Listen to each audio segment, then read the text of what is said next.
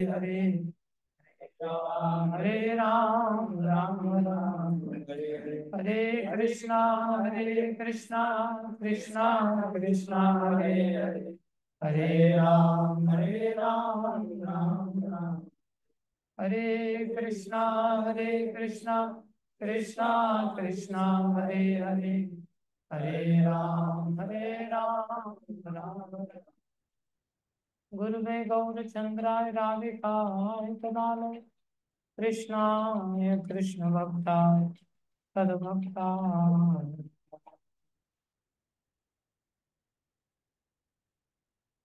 हरे कृष्णा। सभी भक्तों का हार्दिक अभिनंदन स्वागत है।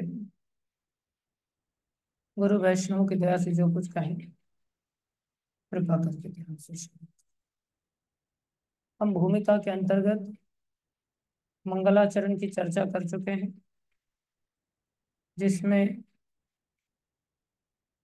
अज्ञान की परिभाषा का चर्चा कर चुके हैं, जो हम सबके जीवन की सबसे बड़ी समस्या है। इस समस्या का समाधान किए बिना अन्य समस्याओं का अंत नहीं किया जा सकता।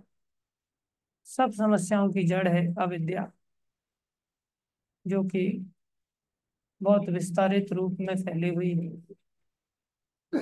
इसका नाश गुरु वैष्णवों की दया से ही संभव है।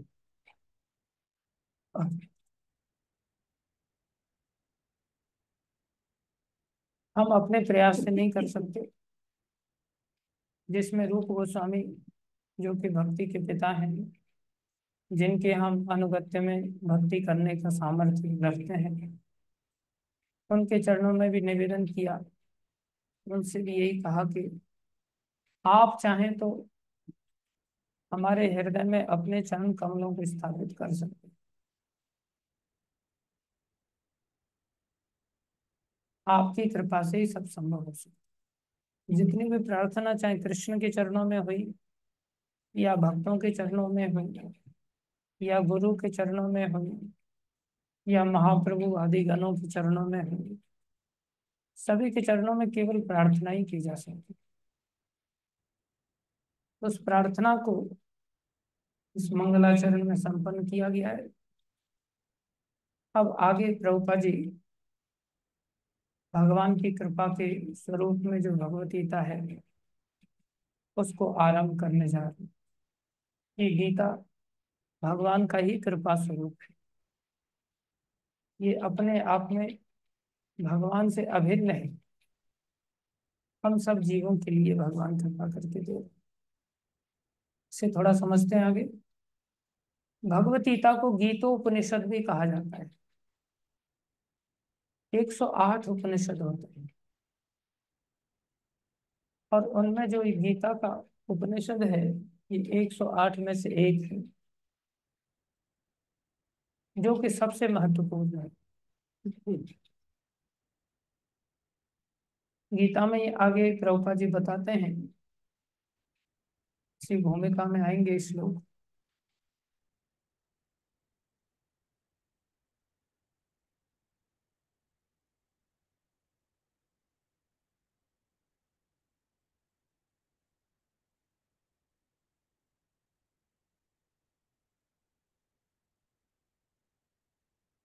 महात्म्य के अंतर्गत प्रभुपा जी बता रहे हैं, सर्व उपनिषदों गावो। सारी उपनिषदों को अगर गाय मान लिया जाए, दोग्धा गोपाल नंदना, जो गाय का दूध निकालने वाले कौन है? गाय का दूध निकालने वाले को गोपाल कहते हैं, जो गाय का पालन करते। कौन है वो गोपाल? गोपाल नंदना स्वयं श्री कृष्ण है, जो नंद नंदन है।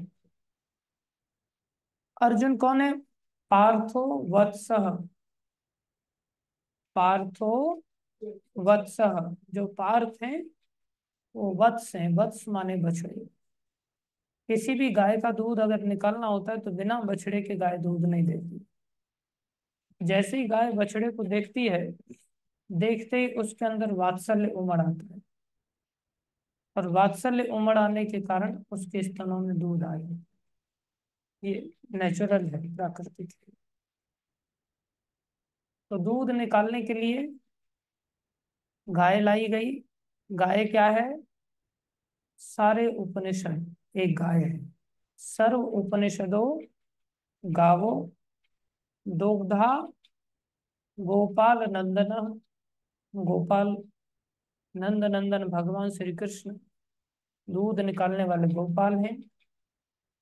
और निकालने के लिए किसको लाया गया गाय के सामने?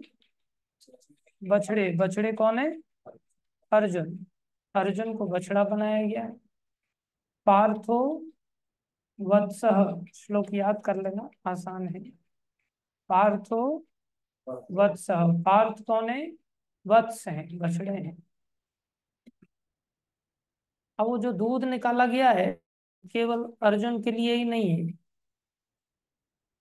आगे कह रहे हैं सुधीर भोक्ता। कोई भी व्यक्ति भोक्ता हो सकता है उस दूध का, बशर्ते उसके पास धी होना चाहिए। क्या होना चाहिए? धी। धी मतलब बुद्धि होनी चाहिए उसके पास। कैसी वाली धी चाहिए? सुधी। सु माने अच्छी वाली। जैसे बोलता है ना, ये लड़का बहुत सुशील है, मतलब अच्छा शील गुण वाला है। सु मतलब अच्छा। तो कौन भोगता है इस गाय के दूध का? जिनके पास सुधी है। सुधीर भोक्ता दुग्धम। कौन से दूध का भोक्ता है सुधी वाला? बोले गीतामृतम महत। जो महान गीता रूपी अमृत का दूध है। समझ में आया? जो गीता रूपी अमृतमयी दूध है, जो महान गीता रूपी अमृतमयी दूध है, उस दूध को कौन भोग सकता है? सुधीर। अगर हमारे पास सुधी है, अच्छी बुद्धि है, तो अर्जुन के माध्यम से भगवान केवल अर्जुन के लिए ही दूध का दोहन नहीं कर रहे हैं। किसके लिए कर रहे हैं? सुधीर भोक्ता, जिनकी अच्छी भी है। जो दुर्बुद्धि वाले लोग हैं उनके लिए भगवान दूध नहीं निकाल रहे हैं, वो भोक्ता बन भी नहीं सकते। अर्थात गीता किसको समझ में आएगी? जिसके पास सुधी है। तो गीता क्या हो गया? सारे उपनिषदों में सर्वश्रेष्ठ उपनिषद बन गया। सारे उपनिषदों में भगवान को भगवान बताया गया है। सारे उपनिषदों में भगवान की ही महत्ता का वर्णन किया है। लेकिन गीता में जितनी स्पष्टता के साथ घोषणा करते हुए किया है, उतनी स्पष्टता से अन्य उपनिषदों उपनिषदों में बातें नहीं बताई गई। इसलिए यहाँ पर गाय की परिभाषा देते हुए कहा सर्व उपनिषदों गावो दुग्धा गोपाल नंदना पार्थो वत्सः सुधीर भोक्ता दुग्ध गीतामृतम महत्। समझ आया? इसलिए प्रभुपाद जी यहाँ लिख रहे हैं यह वैदिक ज्ञान का सार है। गीतोपनिषद भी कहा जाता है इस गीता को। और यह वैदिक ज्ञान का सार है और वैदिक साहित्य का सर्वाधिक महत्वपूर्ण उपनिषद है। वैदिक साहित्य का सर्वाधिक महत्वपूर्ण उपनिषद है, इससे और कुछ महत्वपूर्ण नहीं। गीता की विशेषता है वैदिक साहित्य का। दो प्रकार के ग्रंथ होते हैं, एक होते श्रुति शास्त्र, एक होते स्मृति शास्त्र। श्रुति शास्त्र कहते हैं जो साक्षात श्री कृष्ण बोलते हैं या भगवान विष्णु बोलते हैं। जब भगवान के मुख से जो सारे सीधे सीधे जो शास्त्र निकलते हैं और हम उन्हें सुनते हैं, वो सब कौन से शास्त्र कहे जाते हैं? श्रुति शास्त्र। जैसे वेद हैं, वो भगवान के मुख से निकले से, वो कौन से शास्त्र हो गए? श्रुति शास्त्र। एक होते स्मृति शास्त्र। स्मृति मतलब किसी ने अपने दिमाग से लिखा है, लेकिन उनको शास्त्र क्यों माना गया? क्योंकि वो श्रुति शास्त्र के अनुगत्य में लिखे जाते, तो वो भी वैलिड हो जाते। जो बात श्रुति शास्त्र में कही जा रही है उसी बात को यदि कोई ऋषि लिख देता है अपनी भाषा में, लेकिन एसेंस उसका वही रहता है, तो वो कौन सा शास्त्र बन जाता है?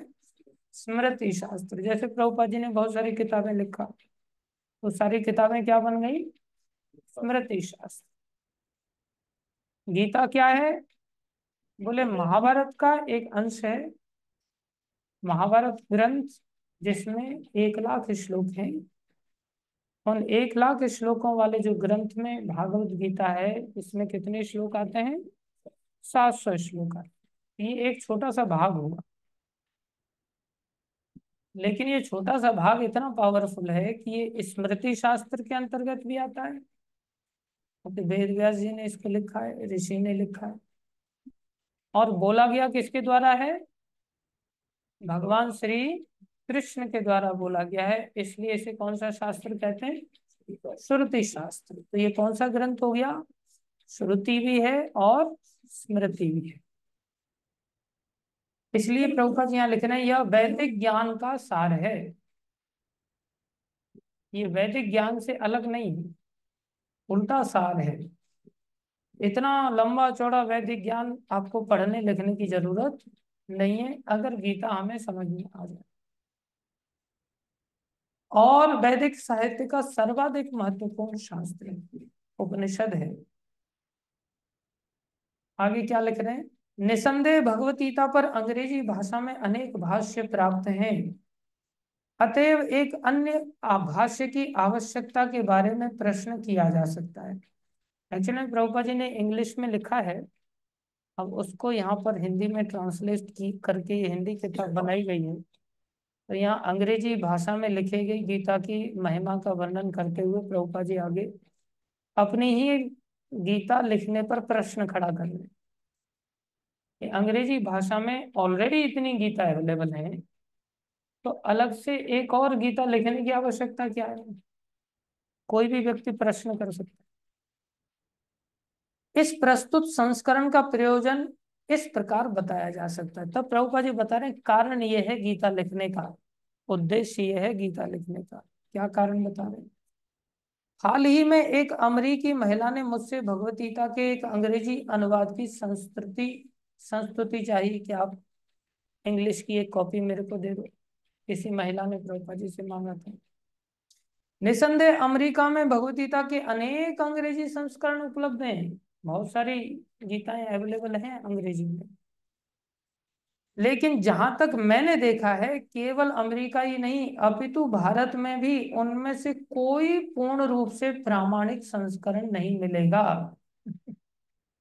प्रभुपाद जी ना केवल अमेरिका बल्कि भारत को भी लपेटे में ले लिया और बोला ना अंग्रेजी विद्वान ऐसे हुए, ना भारत में कोई ऐसा सच्चा विद्वान हुआ जिसने गीता को प्रामाणिकता के साथ लिखा हो। ये कितना बड़ा चैलेंज है। सारे संसार को प्रभुपाद जी ने घोषणा कर दिया। देखो कोई व्यक्ति पहले से ही लिखी हुई संस्करण के रूप में ऑलरेडी मार्केट में चल रही हैं और प्रभुपाद जी लिख रहे हैं। अब ये प्रश्न प्रभुपाद जी से कोई व्यक्ति करता तो हो सकता है प्रभुपाद जी ऐसा चैलेंज किसको देते व्यक्तिगत तौर से, लेकिन भूमिका में इस चैलेंज से ही शुरुआत कर रहे हैं गीता की।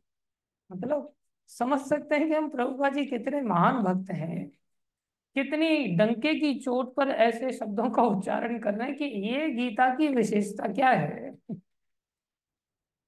ऑलरेडी इतने लंबे समय से बहुत सारे चाहे भारत में ही क्यों नहीं चले आ रहे हैं संस्करण, अमेरिका की तो बात छोड़ दो, तो भी बोले कोई प्रामाणिक नहीं। ये प्रामाणिकता इतनी दुर्लभ है। और एक भक्त कितना प्रामाणिक होता है कि उसको जरा सा भी डर नहीं होता कि कोई व्यक्ति विदेशी आएगा वो मेरे साथ चैलेंज करेगा, या विदेशी नहीं आएगा देशी आएगा, इसको समझ करके कि भाई वो बड़े बड़े पदों पर राष्ट्रपति पद पर डॉक्टर राधा कृष्णन उन्होंने भी गीता के ऊपर कमेंट्री दिया है, तो वो भी आ सकते थे। लेकिन प्रभुपाद जी जैसे संत, जो सच्चे संत होते हैं, ऐसा लेखन लिखने के पश्चात भी किसी की परवाह नहीं, जो है सो है। विचार कर सकते हैं। प्रभुपाद जी लिख रहे हैं कि कोई प्रामाणिक संस्करण नहीं मिलेगा। जब राधा गोविंद महाराज ने इस गीता को पढ़ना चालू किया था, तब तक वो भक्त नहीं बने थे, वैसे धार्मिक थे। तो उनको लगा कि इतना बड़ा अहंकार, ये व्यक्ति कितने अहंकारी हैं, सारी गीताओं का खंडन कर दिया इन्होंने। अरे कई बार अपना ठीक है, तुम्हारा बहुत महत्वपूर्ण है, दूसरा का भी सम्मान कर दो, जैसे आपका भी लाइन में लग जाए। लेकिन आप सबकी लाइन से सबको उखाड़ के फेंक दे रहे हो, और अपना ही आप सीधा झंडा गाड़ दे रहे हो। मतलब कितना अहंकार प्रदर्शन हो रहा है। तो वो सोचने लगे कि कितने अहंकार। हाँ,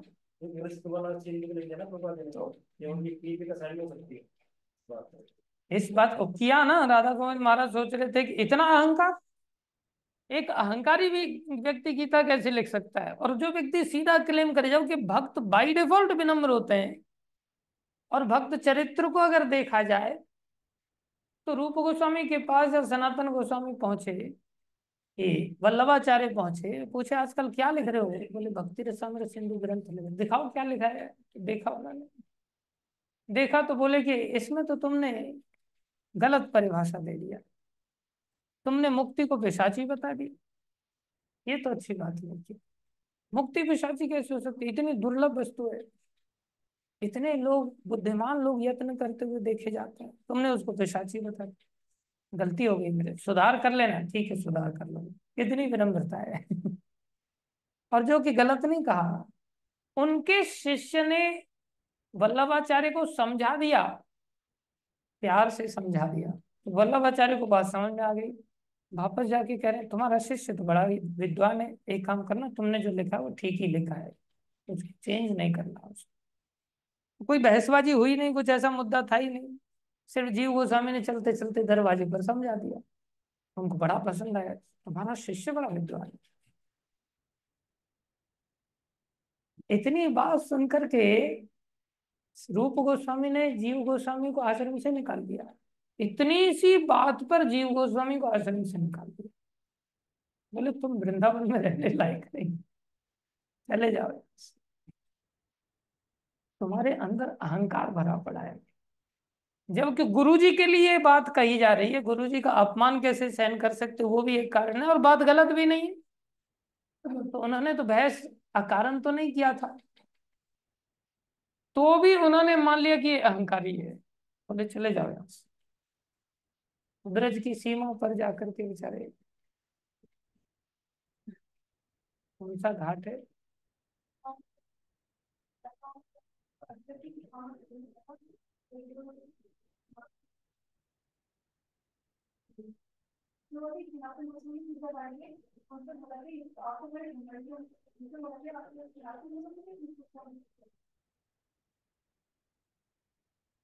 सुनो भाई, रुको जरा।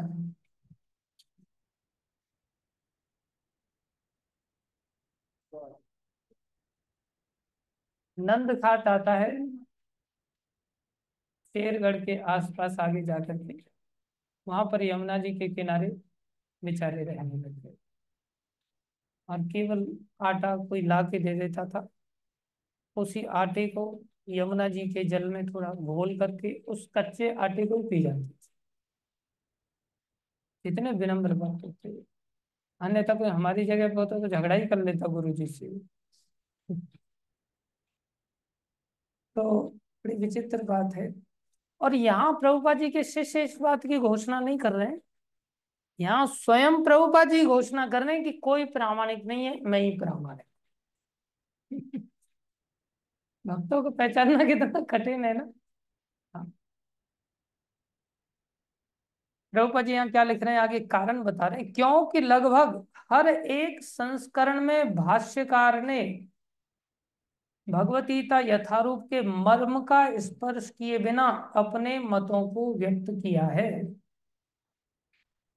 भगवतीता का मर्म क्या है, ये उन्होंने भगवत गीता में नहीं दिया। किसी ने जो जैसा खुद का दृष्टिकोण, उसने उस मर्म को प्रकाशित किया भगवत गीता की आड़ लेकर के।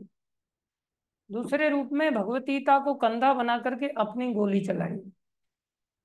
कोई कर्मयोगी था तो उसने बोला गीता में कुछ नहीं, बस कर्मयोग की परिभाषा दिया है। गीता कुछ नहीं कहती, कर्म करो फल की चिंता मत करो, गीता में यही लिखा है बस। कितने सारे ऐसे गीताकार आ करके खड़े हो जाते हैं। आपको क्या पता है गीता में क्या है? मैं बताता हूँ गीता में क्या है। कुछ लोग बोलते हैं गीता में ज्ञान योग की चर्चा है, कुछ लोग बोलते हैं गीता में ध्यान योग की चर्चा है, अष्टांग योग की चर्चा। कुछ लोग कहते हैं गीता में तो भड़का दिया अर्जुन को। अच्छा खासा बेचारा संत बनने जा रहा था, उसको युद्ध लड़ाने के लिए भेज दिया। तो गीता अच्छा ग्रंथ नहीं है, तो लड़ाई करवाने वाला ग्रंथ है। जहां गीता होगी वहां लड़ाई चालू हो जाएगी, शांति भी हो जाएगी आपस में, तो भी लड़ाई चालू हो जाएगी, इसलिए गीता नहीं रखनी चाहिए। गीता का मर्म क्या है? बोले गीता का मर्म तो भक्ति है। अब जिसको खुद ही गीता नहीं समझ में आई, वो गीता पर कमेंट्री में उस मर्म को कैसे प्रस्तुत कर सकता है? रूपा जी लिखते हैं भगवत गीता का मर्म भगवत गीता में ही व्यक्त है। मर्म अपनी ओर से आप नहीं दे सकते। कहाँ पर दिया है? गीता के अंदर ही दिया है। यह इस प्रकार है। देखो प्रभुपा जी कितना सुंदर उदाहरण दे रहे हैं। यदि हमें किसी औषधि विशेष का सेवन करना हो, अब बीमार हैं हम सभी, आध्यात्मिक दृष्टि से देखा जाए तो भौतिकतावाद के कारण बीमार। अब हमें ठीक होना है, बीमार नहीं होते तो दुख क्यों पाते? संसार में सुखी रहते। दुखी हैं तो हमें औषधि की जरूरत है। तो औषधि कोई भी व्यक्ति जब प्राप्त करता है तो उस औषधि पे ही उसका प्रेस्क्रिप्शन लिखा रहता है कि इसको कैसे लेना है। अपनी ओर से कोई व्यक्ति कमेंट्री देकर के औषधि ले तो ठीक नहीं। औषधि पे ही लिखा रहता है it should be taken by the direction of registered practitioner doctor. जय हो राधा। एक रजिस्टर्ड प्रैक्टिशनर डॉक्टर की सलाह से ही आपको इसे लेना चाहिए। तो दवाई बता रही है अपने बारे में कि मुझे कैसे लिया जाना चाहिए। तो गीता बता रही है कि हमें किसी औषधि विशेष का सेवन करना हो तो उस पर लिखे निर्देशों का पालन करना होता है। हम मनमाने ढंग से या मित्र की सलाह से औषधि नहीं ले सकते, तो किसी अन्य व्यक्ति की सलाह से जो गीता से रेफरेंस दे ही नहीं रहा है और कोई भी मर्म को प्रस्तुत कर रहा है कि गीता में ये बताया गया, तो कैसे हमारे लिए कामगर हो सकता है?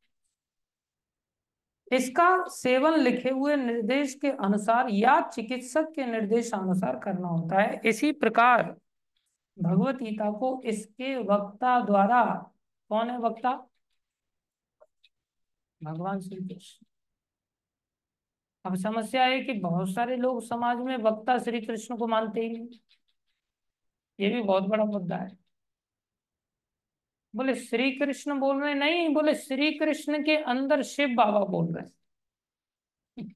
ऐसे भी धूर्त है जो श्री कृष्ण को भी वक्ता के, जबकि उनके द्वारा ही गीता का सारे संसार में जानकारी है कि प्रकट प्राकट्य हुआ। और लोग फिर भी कह रहे हैं तुम्हें नहीं पता, श्री कृष्ण के अंदर शिव बाबा घुस गए और वो बोल रहे हैं। और जब वक्ता के ही विषय में इतना बड़ा कंफ्यूजन है, कुछ लोग क्या बोलते पता है? जगह जगह पर यहाँ लिखा है श्री भगवान उवाच, तो लोग कहते हैं भगवान बोल रहे हैं, श्री कृष्ण नहीं बोल रहे। बोले श्री कृष्ण कहाँ लिखा है? इतनी बड़ी समस्या है। कुछ लोग श्री कृष्ण को साधारण मानते हैं, तो उनको ये बात समझानी पड़ती है कि देखो यहाँ श्री भगवान लिखा है, जिससे तुम श्री कृष्ण को साधारण न मानो। लेकिन दूसरी पराकाष्ठा भी मूर्खों की कम नहीं है। वो कहते हैं भगवान ने बोला है, श्री कृष्ण ने कहाँ बोला है? किसी भी जगह दिखा दो आप इसमें श्री कृष्ण ने बोला है। वो दूसरे एंगल से श्री कृष्ण को फिर भी साधारण मानते हैं, उनको किसी भी तरह से घेरने का प्रयास करो, उनको बोलो अगर यहाँ श्री कृष्ण लिख देते तो भी तो तुम ये प्रश्न खड़ा ही कर देते ना, यहाँ भगवान कहाँ लिखा है। भगवान बोलो तो समस्या, और कृष्ण बोलो तो समस्या। उनके दिमाग में ही समस्या है, हर चीज को वो समस्या के एंगल से देखेंगे, इसलिए प्रभुपाद जी यहाँ लिख रहे हैं। इसी प्रकार भगवत गीता को इसके वक्ता द्वारा दिए गए निर्देश अनुसार ही ग्रहण करना या स्वीकार करना चाहिए। भगवत गीता के वक्ता भगवान श्री कृष्ण हैं। अर्थात वक्ता कौन है फिर? भगवत गीता के वक्ता कौन है? ऐसा कभी मत बोलना कि भगवत गीता के वक्ता श्री भगवान हैं, या ऐसा भी नहीं बोलना भगवत गीता के वक्ता श्री कृष्ण हैं। क्या बोलना पड़ेगा? भगवान श्री कृष्ण हैं, जिससे कि उनकी ये कंफ्यूजन दूर हो जाए हमेशा के लिए कि भगवत गीता के वक्ता भगवान शिव बाबा हैं, ऐसा नहीं। भगवत गीता के वक्ता श्री कृष्ण हैं, ऐसा नहीं। लिखना पड़ा प्रभुपाद जी को भूमिका में, इस बात को क्लियर करना पड़ा। भगवत गीता के वक्ता भगवान श्री कृष्ण हैं। भगवत गीता के प्रत्येक पृष्ठ पर उनका उल्लेख भगवान के रूप में हुआ है, हर एक पेज पर। निसंदेह भगवान शब्द कभी कभी किसी भी अत्यंत शक्तिशाली व्यक्ति या किसी शक्तिशाली देवता के लिए प्रयुक्त होता है। अब ये भी बड़ी मुद्दे की बात, कोई बहस करे क्या भगवान शंकर भगवान नहीं है? क्या ब्रह्मा जी भगवान नहीं है?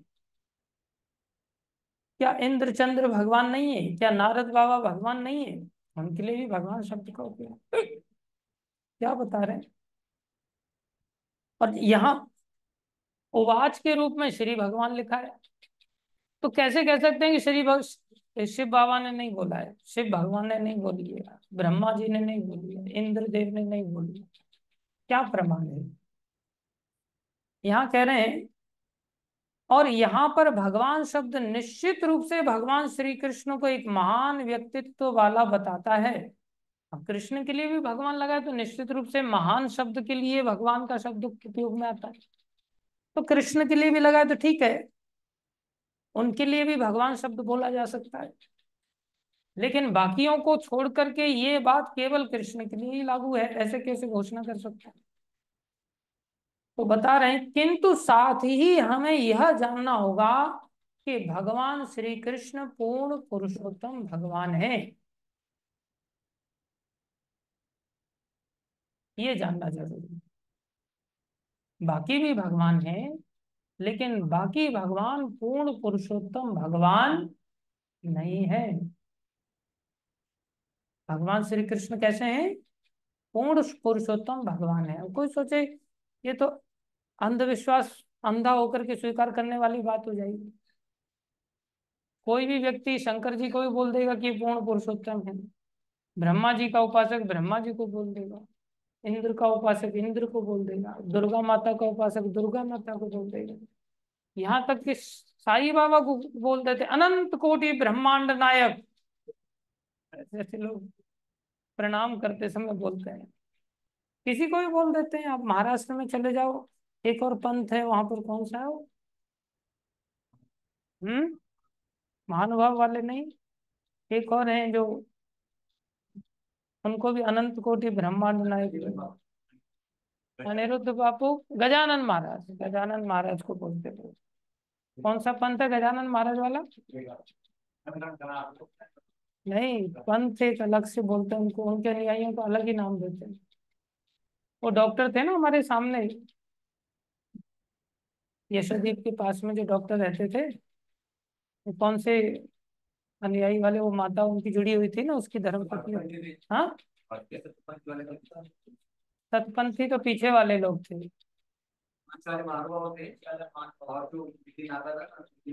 नितिन वारी वो सतपंथी, जो डॉक्टर की मैं बात कर रहा हूँ, डॉक्टर की जो पत्नी थी।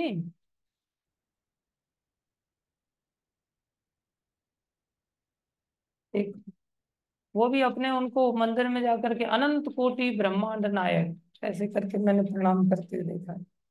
किसी को भी बोल सकता है कोई व्यक्ति। तो यहाँ प्रश्न का उत्तर दे रहे हैं प्रभुपाद, जैसा कि शंकराचार्य, अब शंकराचार्य महान आचार्य हुए, रामानुजाचार्य, माधवाचार्य, निम्बार्क स्वामी और श्री चैतन्य महाप्रभु तथा भारत के वैदिक ज्ञान के अन्य विद्वान आचार्यों ने पुष्टि की है। कृष्ण के बारे में इन आचार्यों ने पुष्टि की है, बाकी किसी के बारे में आचार्यों ने ऐसी पुष्टि नहीं की। शंकराचार्य ने अलग मत दिया, लेकिन फिर भी कृष्ण को लेकर के उन्होंने पुष्टि ये जरूर किया शंकराचार्य अवतार में ही, भज गोविंदम, भज गोविंदम, गोविंदम भज मूढ़मते, पुनरपि जननम पुनरपि मरणम पुनरपि जननी जठरे शयनम, एह संसारे खल दुस्तारे कृपया पारे पाहे मुरारी। तो मुरारी की कृपा पाले, और कोई संसार से मुक्त नहीं कर सकता, वो पूर्ण पुरुषोत्तम भगवान। तो इन आचार्यों के द्वारा पुष्टि हुई है, और भगवान ने भी स्वयं भगवत गीता में अपने को परम पुरुषोत्तम भगवान कहा है। बताओ कितना बड़ा प्रमाण है। प्रभुपाद जी अपने घर से थोड़ी ऐसी बात कह रहे हैं। और ब्रह्म संहिता में तथा अन्य पुराणों में, विशेषतया श्रीमद् भागवत में जो भागवत पुराण के नाम से विख्यात है, वे इसी रूप में स्वीकार किए गए हैं। कौन से रूप में? प्रभुपाद जी लिख रहे हैं भागवतम का प्रमाण देते हुए, कृष्णस्तु भगवान स्वयं एते च अंश कलापुंस, कृष्णस्तु भगवान स्वयं। बोले बाकी किसी भी अवतार के लिए या किसी भी भगवत स्वरूप के लिए जिनको भगवान से संबोधित किया जाता है, कई बार उनके ऐश्वर्य के कारण उनको भगवान से संबोधित किया जाता है, लेकिन ऐसा किए जाने के पश्चात भी उनके बारे में ये कहीं घोषणा नहीं की कि ये स्वयं भगवान है। स्वयं भगवान और बिना स्वयं भगवान में क्या अंतर है?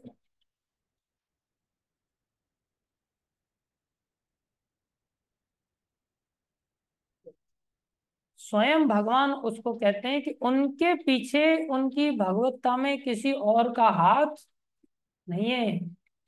बाकी भगवान होने में स्वयं भगवान का हाथ है।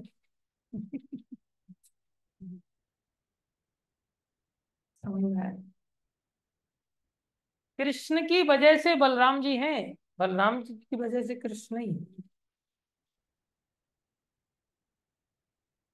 इसलिए आप कृष्ण बलराम मंदिर में अगर दर्शन करने के लिए जाएंगे तो वहां देखेंगे कि कृष्ण के कंधे पर बलराम जी ने हाथ रखा हुआ है। छोटे भाई कृष्ण हैं, बड़े भाई बलराम जी हैं, लेकिन सहारा कौन किसको दे रहा है? कृष्ण बलराम जी को सहारा दे के खड़े हैं। इसलिए बलराम जी के, कृष्ण के सहारे बलराम जी हैं, और बलराम जी के सहारे बाकी सब भगवान हैं।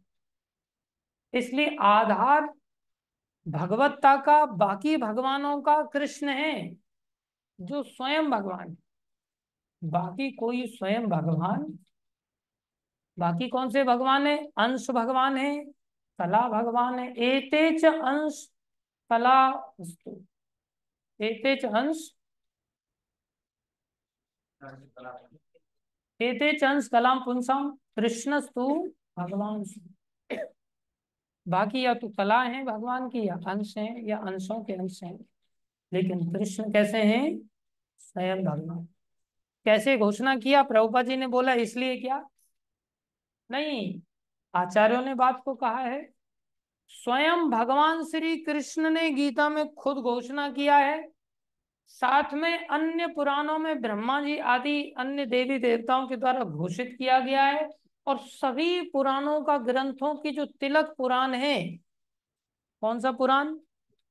भागवत पुराण, उसमें इस बात की घोषणा की है। कौन सी बड़ी बात की घोषणा की है? कि कृष्ण कौन से हैं? स्वयं भगवान है। समझ आया? अतः भगवत गीता में हमें भगवान ने जैसे बताई है वैसे ही स्वीकार करनी चाहिए। ये प्रभुपाद जी की डंके की चोट पर प्रामाणिकता है।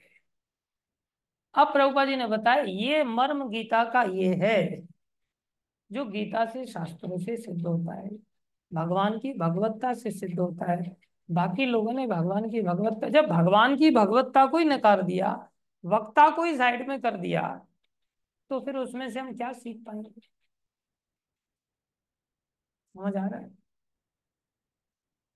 भगवत गीता के चतुर्थ अध्याय में पहले श्लोक से तीसरे श्लोक तक भगवान कहते हैं, इमं विवस्वते योगम प्रोक्तवान अहम अव्ययम। भगवान कह रहे हैं इमं माने इसको, विवस्वते माने विवस्वान। कौन है विवस्वान? सूर्य देव। योगम जो योग है, प्रोक्तवानम, प्रोक्त, प्रोक्त मतलब मैंने बोला है, उच्चारित किया है। अहम मैंने ही कहा है। अव्ययम जो कि ये अव्यय ज्ञान है। विवस्वान मनवे, उन विवस्वान ने, सूर्यदेव ने मनु महाराज को बताया। मनुर इक्ष्वाके, मनुर इक्ष्वाकवे, मनु जी ने इक्ष्वाकु को बताया। अब्रवीत मैंने बोला। एवं परंपरा प्राप्तम इमं राज ऋषियों विदु, इस प्रकार से परंपरा से ये ज्ञान राजा और ऋषियों को प्राप्त हुआ। राजा और ऋषि मतलब जो राजा भी थे साथ में ऋषि भी थे। सुधीर भोक्ता ना, जो ऐसे ऐसे राजा थे जो ऋषि के सदृश विद्वान थे, उनको विदु मतलब जाना, उन्होंने समझा, उनको पता चला। लेकिन हुआ क्या, सकाले नियमता, काल के कारण योगो नष्ट परंतप, ये योग का मार्ग नष्ट हो गया। स एवाय मया ते अद्य, स एवाय वही वाला, मया मेरे द्वारा, ते माने तुमको, अद्य माने अभी बताया जा रहा है, प्रोक्त पुरातन, वही पुरातन बात तुमको फिर से बताई जा रही है। क्यों बताई जा रही है? भक्तो असी में सखा चेती, तुमको ही क्यों बताया गया, तुमको ही क्यों चुना गया? क्योंकि तुम भक्त हो और सखा हो। भक्तो असी में सखा चेती, रहस्यम, रहस्य है ही मतलब निश्चित ही बहुत गहरा रहस्य। रहस्यम ही एतत् उत्तमम, सर्वोत्तम रहस्य, निश्चित रूप से सर्वोत्तम रहस्य की बात तुमसे बताई जा रही है। क्यों बताई जा रही है? क्योंकि तुम मेरे भक्त हो। जो ज्ञान नष्ट हो गया था, जो मैंने सबसे पहले सृष्टि के आरंभ में सूर्यदेव को दिया।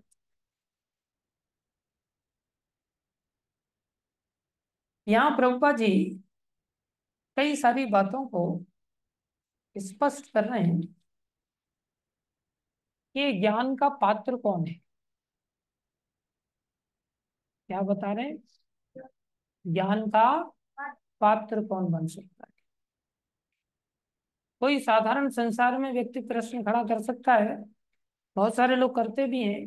अरे ये गीता तो, कल परसों ही मेरे को किसी का फोन आया कि प्रभु जी घर वाले कहते हैं जो कुछ नहीं कर सकता ना वो गीता लेके बैठ जाए, वो साधु बन जाता है। जो किसी काम का नहीं है ना वो साधु बनता है। अब तुम अगर साधु बन रहे हो तो इसका मतलब तुम किसी काम के नहीं हो, इसलिए साधु बन रहे हो। ऐसे लोग बोल देते कई बार। ऐसा नहीं कि बाहर से किसी का फोन आया उसी के बारे में बोल रहा हूँ, यहाँ भी लोग बोल देते हैं ऐसा।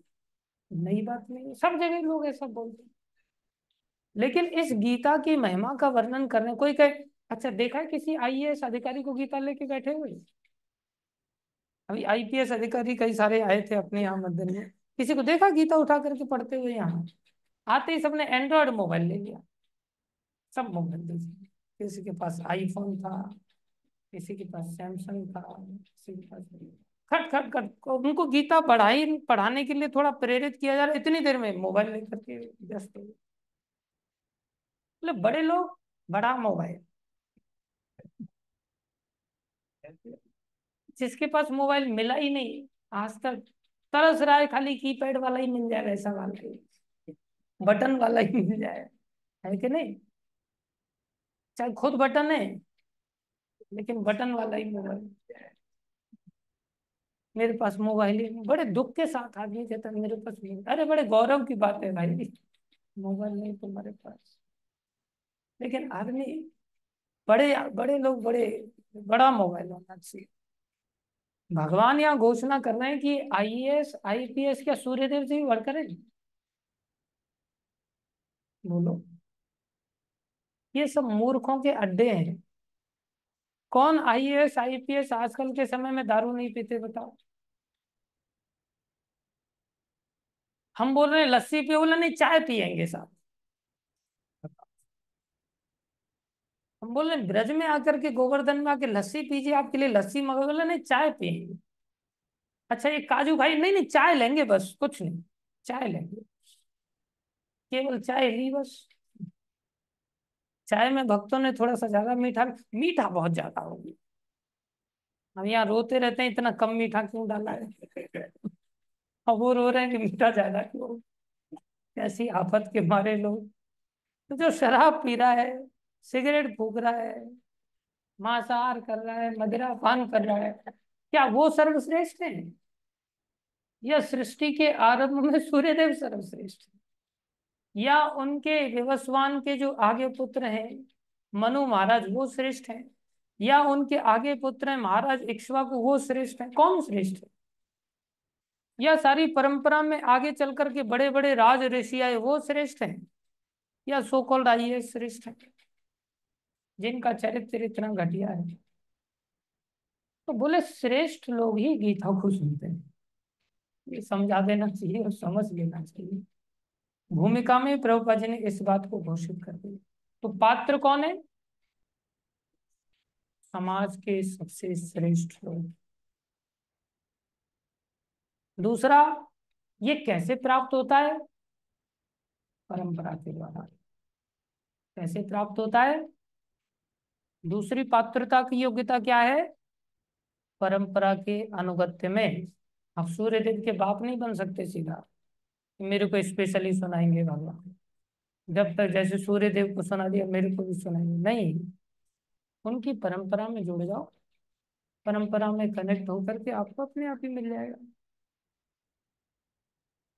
तो पहली पात्रता सर्वश्रेष्ठ। बोले जो दुनिया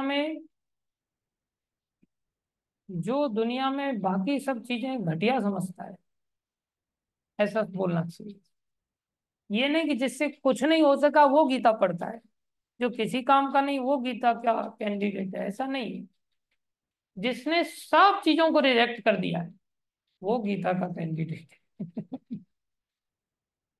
जो अभी भी भाग रहा है कि नहीं मेरे को बीटेक करना है, मेरे को एमटेक करना है, मेरे को पीएचडी करनी है, मेरे को अभी हस्तरेखा विज्ञान पढ़ना है, मेरे को भूत विज्ञान पढ़ना है, मेरे को प्रेत विज्ञान पढ़ना है। एक भक्त आकर के मेरे को कहता है प्रभु जी आपको पता नहीं, विशेष प्रभु ने भूतों का बहुत ज्यादा ज्ञान है उसको।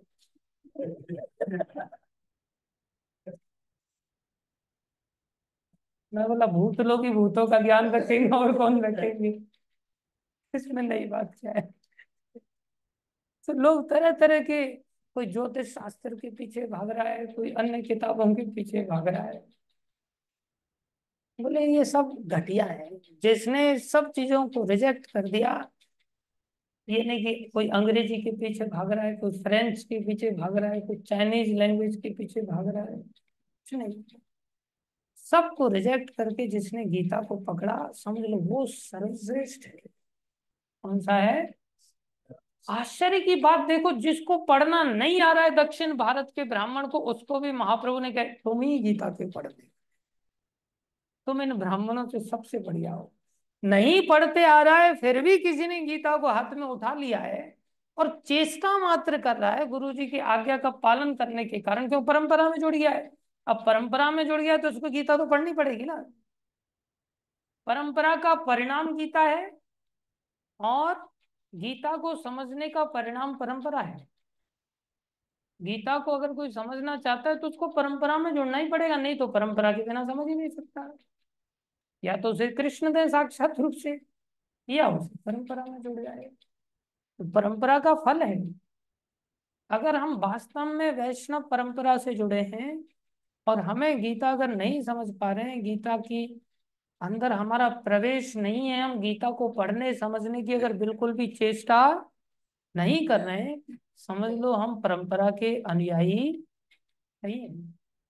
हमने अपने आप को परंपरा में जोड़ा ही नहीं।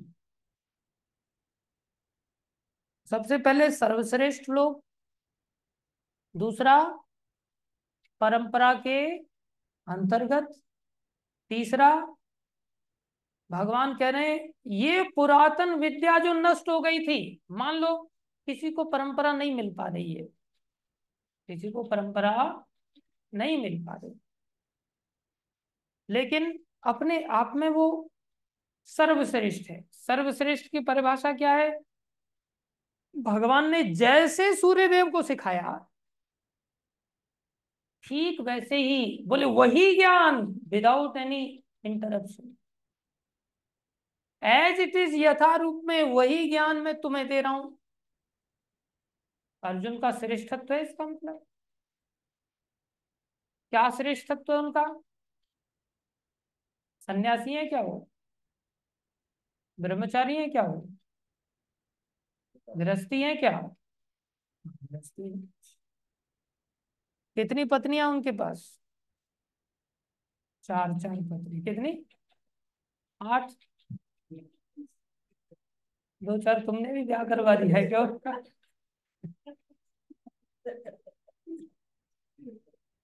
कुछ भी तुक्का मारता है। 4 पत्नियां उनकी। तो 4 पत्नी वाला व्यक्ति भी गीता सीख सकता है। कोई ये ना सोचे कि ये तो ब्रह्मचारी लोगों का काम है या ब्राह्मण लोगों का काम है, गृहस्थी लोगों का काम नहीं है। अरे एक बीवी वाला क्यों नहीं समझ सकता फिर? जैसे डॉक्टर जगमोहन प्रभु है, कितनी पत्नियां आपकी? एक। समझने के अधिकारी हैं कि नहीं फिर? बेस्ट कैंडिडेट है। कोई भी व्यक्ति, जैसे आपकी कितनी पत्नियां हैं?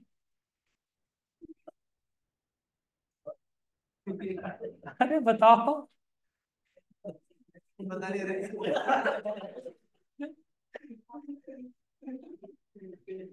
अंडा फोड़ोगे।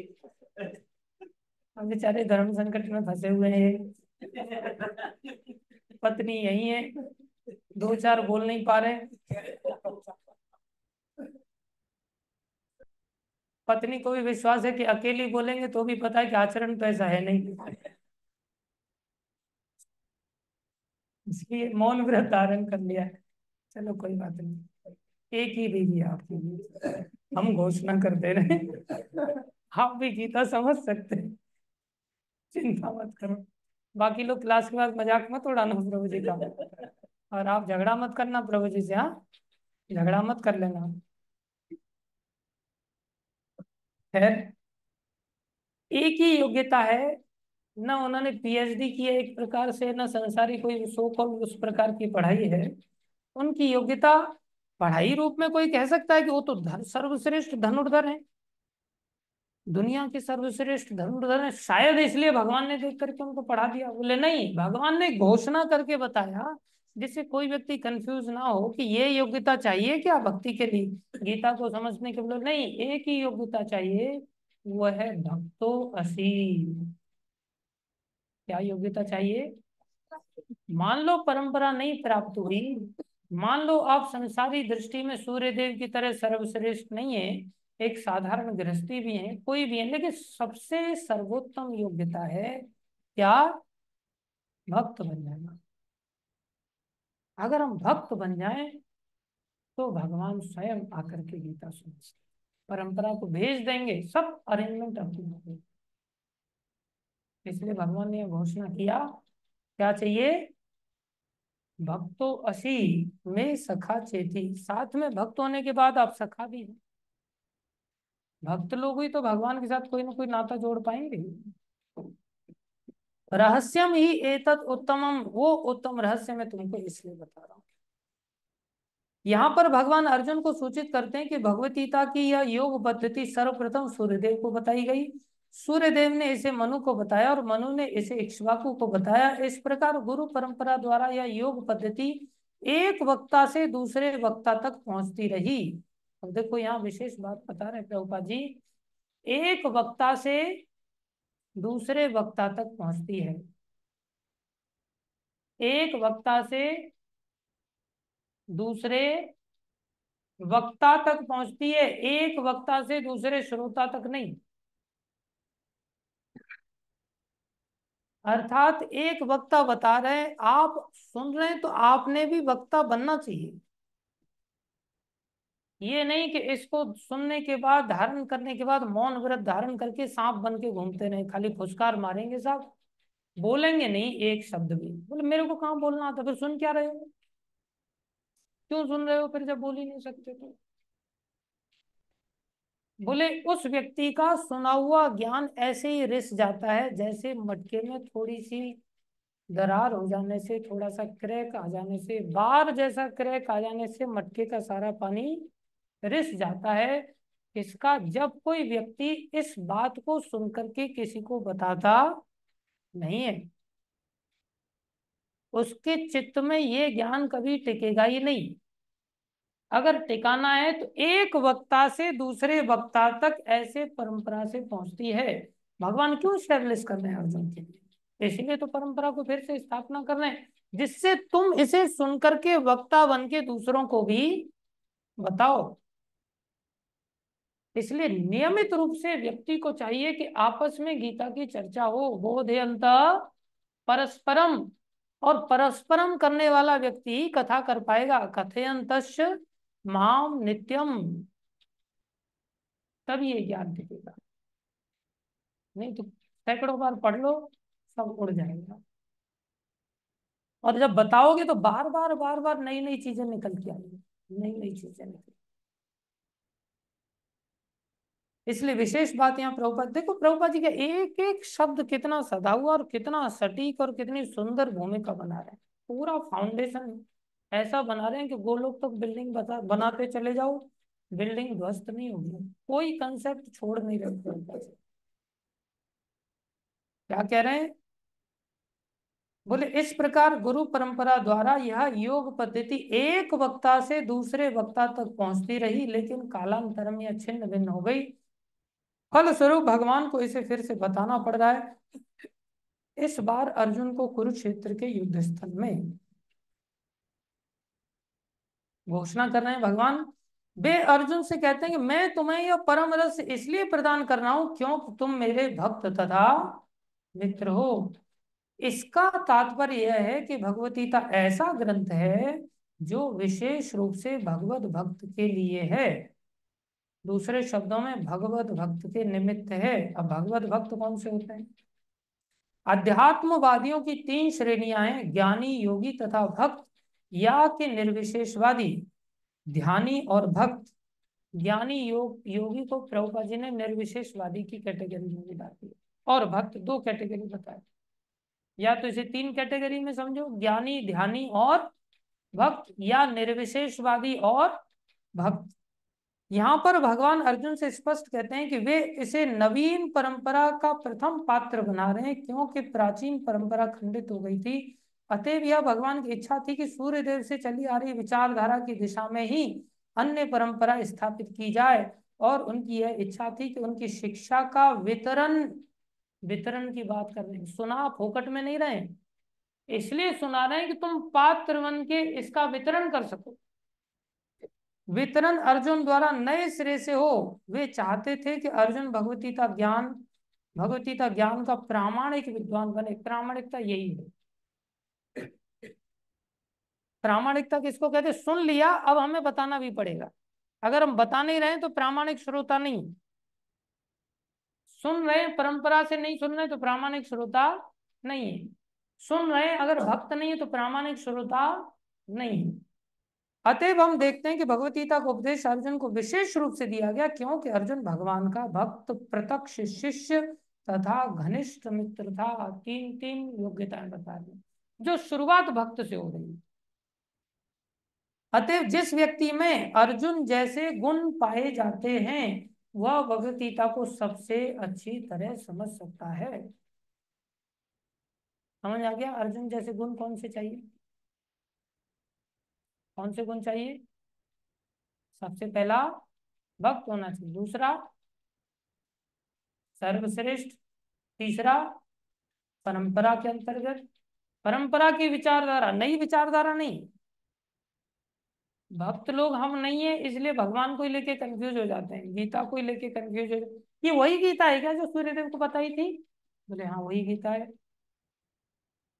प्रश्न करते हैं लोग कई बार, ऐसे विश्वास के साथ प्रश्न करते हैं जैसे मैं देख के आ रहा हूँ कि सूर्यदेव को भगवान ने बताई थी।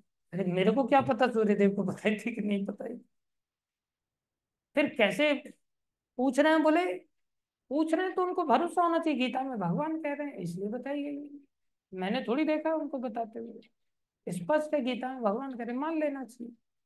और जब उनको बता दो ना गीता में भगवान ने बताया जो सूर्यदेव को वही बता, तो उसमें भी धृतराष्ट्र उवाच होगा क्या? फिर उसमें भी अर्जुन उवाच होगा क्या? फिर उस गीता में भी, उसमें भी फिर संजय उवाच होगा क्या प्रभु जी? अरे मूर्खों कैसे हो सकता है ऐसे? अरे उसका भाव सेम था, उसकी शिक्षा सेम थी, एसेंस सेम था। बोले यथारूप मतलब बिल्कुल नहीं बदला होगा, फिर तो संजय उवाच हो रहा होगा। कैसे बेवकूफ लोग होते हैं। कुछ भी मतलब दिमाग का स्तर देखो कितना निम्न स्तर है। भगवान के चरणों में श्रद्धा है ही नहीं। भक्त मतलब श्रद्धा। भक्ति कहाँ से शुरुआत होती है? श्रद्धा से। आदौ श्रद्धा।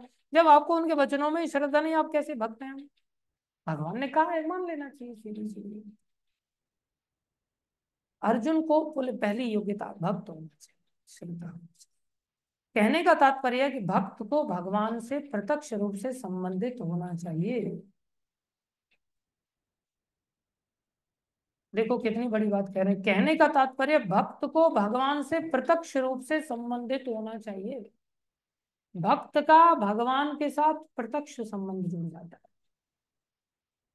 प्रत्यक्ष मतलब ऐसा नहीं कि ये मेरा चचिया ससुर है, मतलब चाची का ससुर तो फिर ऐसे घूम करके मेरा चचिया ससुर, ये मेरा तैया सास है, ये मेरा इसका भाई का भाई का होकर के फिर ये भाई बना मेरा, ऐसा नहीं। ये मेरा गांव का भाई है, ये मेरे जिले का भाई है, ऐसा नहीं। ये मेरा सीधा सगा भाई है, ये मेरी सीधी माँ है, ये मेरा सीधा पिता है, ये मेरे मित्र का मित्र भी नहीं, ये मेरा मित्र है। इसे कहते हैं सीधा प्रत्यक्ष संबंध।